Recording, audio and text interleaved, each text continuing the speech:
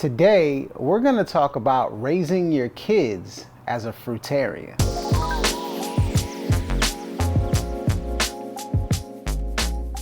What's up, everybody? It's RL Malpica, and before we get started, make sure you hit that subscribe button so I can continue to share my journey on fruitarianism, terrain motto, and also truth seeking. And I do appreciate everyone who has subscribed and who has commented and shown love to this show. I appreciate it. But today I want to talk about something that's so important, and honestly, there's just not enough content about, and that is raising your kids as a fruitarian. Anyone who has children understands how difficult it can be to try to implement new diets, new lifestyles, things of that nature. So I wanted to share my experience. I have two daughters in the household. One is 14 and the other one is about to be 6 years old. And it's not necessarily easy to change diets. Now, especially for the 14-year-old. Look, I've been a vegetarian for 5 years. So like my youngest daughter has known vegetarianism since she's been, able to understand what food is.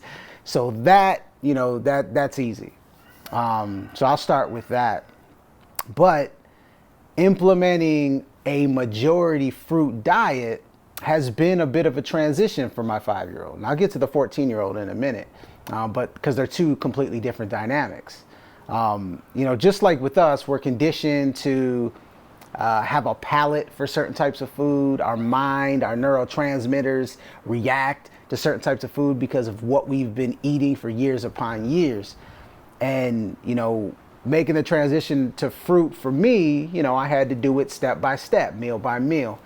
And that's kind of what you're going to have to do with your children as well. Now, for my 5-year-old, we always had fruit, within her diet, but not a lot. I mean, she kind of grew up eating probably more imitation meat than anything. Like she grew up, she had Beyond Burgers, and she would eat a lot of starches like oatmeal and cereal and pastas and pizza. Like those are the things that she grew up on because we didn't understand what it truly meant to have a healthy diet and live a healthy lifestyle. So unfortunately, like we are the biggest influence in our kids' lives, straight up. Like there's societal conditioning, but that societal conditioning, what it does is it trickles down to the parents. Because if the parents are conditioned, then ultimately they begin to condition their own children. And we are the biggest influence in their life. We're their heroes. We're the ones that they see as an example in some of their most important years of development. So with my 5-year-old, we started to slowly implement fruit and get rid of some of the other things. Mainly getting rid of a lot of the starches. And that started with eliminating the cereal, eliminating the oatmeal, and replacing it with fruit in the morning. So she knows every morning that she gets up, the first thing she's going to eat is fruit, right? So it's getting her in those habits of understanding, what foods to eat and what foods not to eat. And also that education. Because look, kids are going to emulate what you do. So that's really the first step. If you start eating more fruit and making fruit a bigger part of your diet and explaining to your kids why you're doing it, eventually they're going to catch on. Easier with the younger ones than the older ones. So with my 5-year-old, she has slowly learned, within the past year that fruits are the best fruit. To give you an example, we were wrestling, I fell, I hit my head, and I was not feeling well.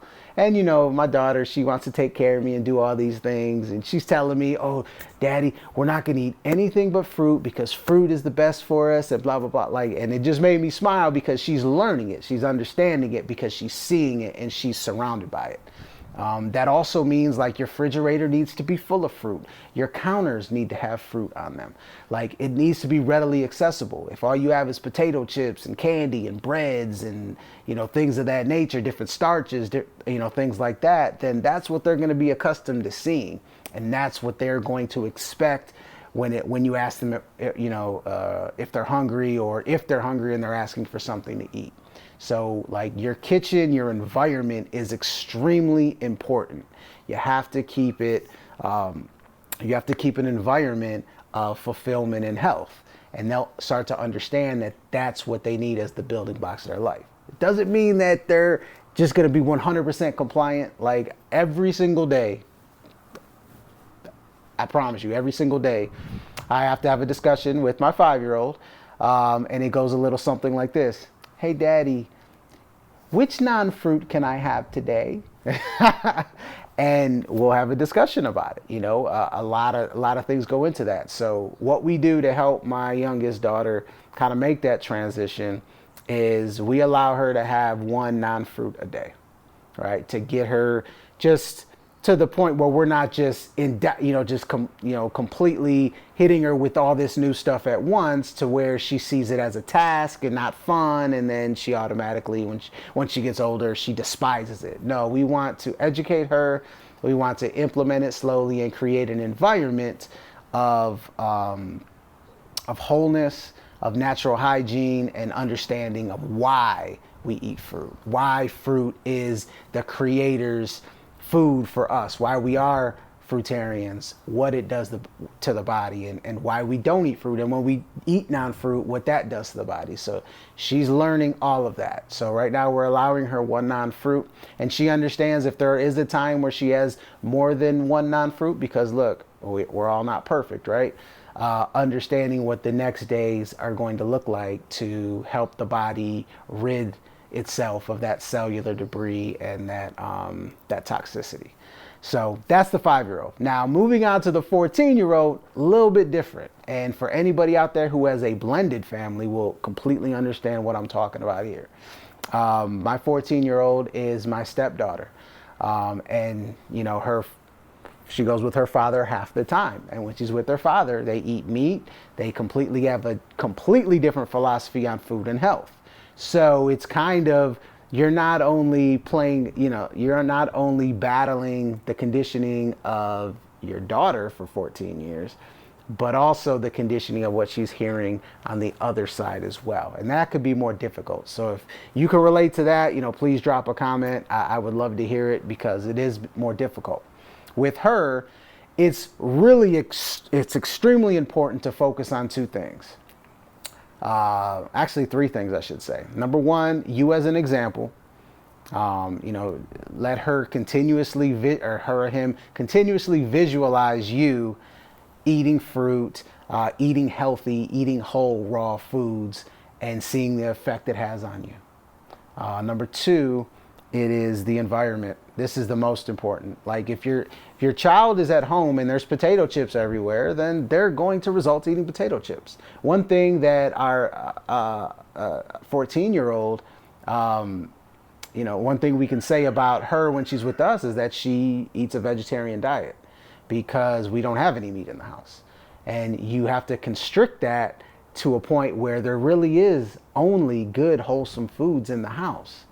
And eventually, everyone gets hungry. They're going to eat, and she'll see and she'll feel and experience what it's like to eat a real healthy diet. And she'll start, as she gets older or he gets older, they start to notice the changes in their life and the changes in the way they feel, and and start to put those building blocks together, which takes us to number three, which is the value. Like values. When we raise our kids, like, we don't understand the values that we're implementing into their life. We truly don't. A lot of times we only latch on to the things that they're telling us or that they're showing us, but not realizing everything that's happening subconsciously. And if you're living the life, if you're educating, if you're not you're not forcing it on them, but showing them an alternative lifestyle and instilling those values, eventually they're going to make a decision, a conscious decision on the way they want their life to be. I think that's where we make mistakes as parents, is we try to dictate these things, and we try to force these things upon our kids and not allowing them to make conscious choices. And that's where the education comes in. So that's what I would implore all of you who do have, children, specifically if you're trying to implement this type of lifestyle on kids that are already teenagers, to like lead by example, to create an environment, a wholesome, healthy environment, and trust in the values that you're instilling. My 14-year-old the other day, in fact, I think it was 2 days ago, said that she's thinking about going full vegetarian. That's a big step because half the time she's with her father, they eat meat. They don't believe in a vegetarian diet. Definitely don't believe in a fruitarian diet. So anyways, but those are just my thoughts on it. I'll talk more about it as we continue to go forward. I just thought it was important because I see kind of both sides of it with the 14-year-old and the 5-year-old. If any of you guys have any questions, please drop them in the comments. And of course, give me that thumbs up so I can, spread this out and get a bigger reach and hopefully talk to more people. Look, we're in the consciousness era right now, the age of information, age of Aquarius. And it's important for these types of conversations to happen.